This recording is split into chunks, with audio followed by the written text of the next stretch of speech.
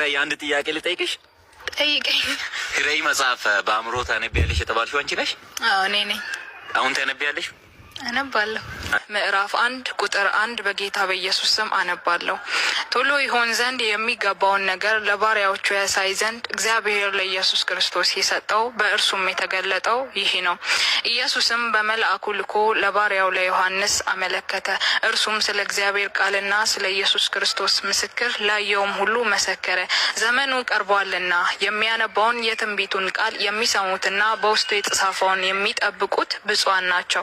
ዮሐንስ በእስያ ላሉት ለሰባቱ አብያተ ክርስቲያናት ካለውና ከነበረው ከሚመጣውም በዙፋኑ ፊት ካሉት ከሰባቱ መናፍስት ከታመነው ምስክር ከሙታንም በኩር የምድርም ነገስታት ገዢ ከሆነው ከጌታችን ከኢየሱስ ክርስቶስ ጸጋና ሰላም ለእናንተ ይሁን።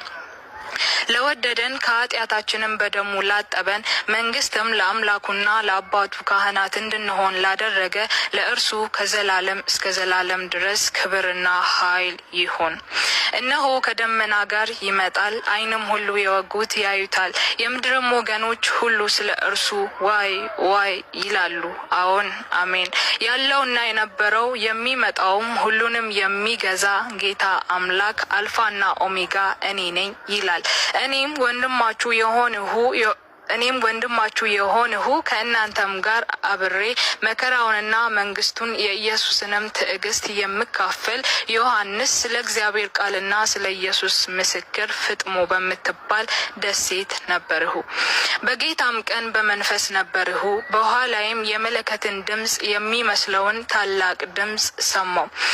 እርሱም እንዲሁ የምታየውን በመጽሐፍ ጽፈ ወደ ኤፌሶንና ወደ ሰምርኔስም ወደ ጴርጋሞንም ወደ ቲያጥሮንም ወደ ሰርዴስም ወደ ፊላዴልፊያም ወደ ሎዶቅያም በእስያ ወዳሉት ወደ ሰባቱ አብያተ ክርስቲያናት ላክ አለኝ።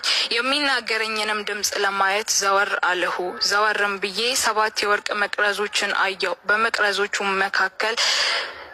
በመቅረዞቹም መካከል የሰው ልጅ የሚመስለውን አየው። እርሱም እስከ እግሩ ድረስ ልብስ የለበሰው ደረቱንም በወርቅ መታጠቂያ የታጠቀ ነበር። ራሱና የራሱም ጠጉር እንደ ነጭ የበግ ጠጉር እንደ በረዶም ነጭ ነበሩ። ዓይኖቹም እንደ እሳት ነበልባል ናቸው። እግሮቹም በእቶን የነጠረ የጋለ ናስ ይመስሉ ነበር። ድምጹም እንደ ብዙ ውሃዎች ድምጽ ነበረ። ከአፉም በሁለት ወገን የተሳለ ስለታም ሰይፍ ወጣ። በቀኝ እጁም 7 ከዋክብት ነበሩት። ፊቱም በኃይል እንደሚበራ እንደ ፀሐይ ነበር። ባየሁትም ጊዜ እንደሞተ ሰው ሆኜ ከእግሩ በታች ወደቅሁ። ቀኝ እጁንም ጫነብኝ፣ እንዲህም አለኝ፣ አትፍራ፣ ፊተኛውና መጨረሻው ሕያው እኔ ነኝ። ሞቼም ነበር፣ እነሆም ከዘላለም እስከ ዘላለም ድረስ ሕያው ነኝ። የሞትና የሲኦል መክፈቻም አለኝ። እንግዲህ ያየኸውን አሁን ያለውን ከዚህም በኋላ ይሆን ዘንድ ያለውን ጻፍ። በቀኝ እጄ ያያቸው የሰባቱ ከዋክብትና የሰባቱ የወርቅ መቅረዞች ሚስጥር ይህ ነው።